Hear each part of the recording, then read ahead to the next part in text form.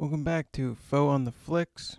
We're going to be reviewing TheSeaBeast in this one. Brand new movie on Netflix. Adventure comedy, rated PG, 2 hours long. 7.1 IMDb, 94% Rotten Tomatoes, 75% Metacritic. 91% Google users like this movie, including me. I very much liked it. And the premise goes, the life of a legendary sea monster hunter is turned upside down when a young girl stows away on his ship. And let's get right into the review. Spoiler free, I'm going to attempt. I very much enjoyed this movie. Starring Carl Urban. If you don't know him, he's the son of Theoden in Lord of the Rings, and he's Butcher in The Boys. And he plays Jacob Holland, the main protagonist, Sea Hunter. And then Zaris Angelhatar, she plays Maisie Brumble, the young stowaway. And Jared Harris, he plays Captain Crow, and he starred in Chernobyl, if you're familiar with that. He's also a super good actor. Overall, it has a great cast of actors and voice actors. And the story is well paced, and it's a theme not unfamiliar, but still a fresh new take on sea monsters and pirates and all that. The diversity was glaringly obvious, with women equally respected as pirates as the men, which makes it kid-friendly. The whole time I couldn't help think those poor women on that ship must be getting ravaged by those savages at night. Just kidding, I didn't think that. But I'll give it 100% on the faux scale. And that's funny because it's a PG cartoon movie, kind of like a DreamWorks picture. And it's the first movie I've given 100 on the show. So it's really good, and that speaks to it.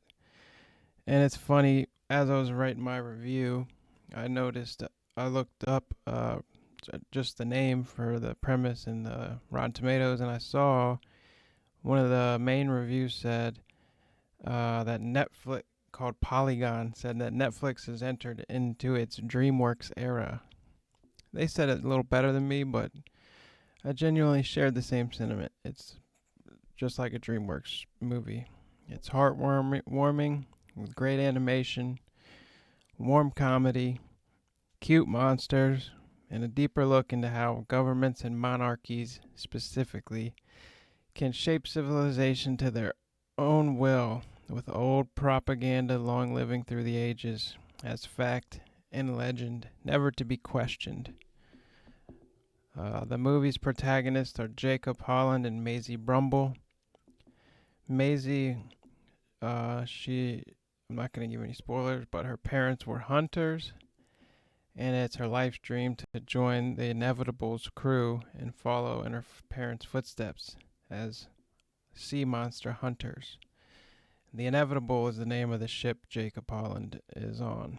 And while Jacob Holland, a man now, but he was rescued at sea at the same age as Maisie in the present day of the movie, has become he was rescued by Captain Crow, has become a formidable hunter in his adulthood, having killed 4 or 5 sea monsters in the span of 2 days. I'm still not sure if it was 4 or 5, but it's one of those. And the hunters hate the sea monsters with passion. They fight to protect the shores of humanity by venturing out far into the sea, taking the fight to the sea monsters in order to keep the people safe and appease the king and queen's requests. The hunters are a prideful lot. Their saying goes, every hunter lives a great life and dies a great death. They sing that a lot. But out on the sea, the tides take a turn for worse. And Jacob, recently being told he would be promoted to ship captain of the Inevitable, has to make a tough decision between protecting an innocent little girl with a mind of her own or following orders from his captain and father figure, Captain Crow, who would have us believe he meant to harm young Maisie fatally for having botched a seemingly failed attempt at hunting down the sea beast. This movie shows us how ingrained hatred can blind even the strongest of men and women, but also how through experience and keeping an open mind we can grow from our ingrained natures to find a better way of life for both humans and sea monsters alike. It was, in short, a great little film, and I definitely recommend it to anyone who's out there looking for a heartwarming tale. One kids will for sure love indeed. And that's going to wrap up the review. Thanks for watching. Like and subscribe, comment below what you thought of this new Netflix animation movie, TheSeaBeast. I thought it was fucking good.